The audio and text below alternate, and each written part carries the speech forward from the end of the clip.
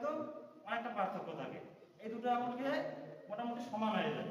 তো এইটা দিয়ে আমরা বাচ্চার সিপিআর দেবো।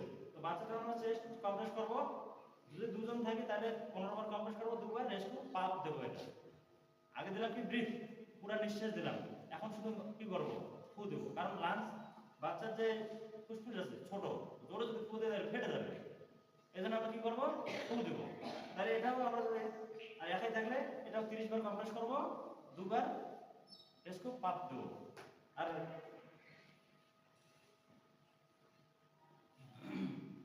30 বারের কম্প্রেস আমরা করবো। আর ডিপ হবে এটা 2 থেকে 3 সেন্টিমিটার।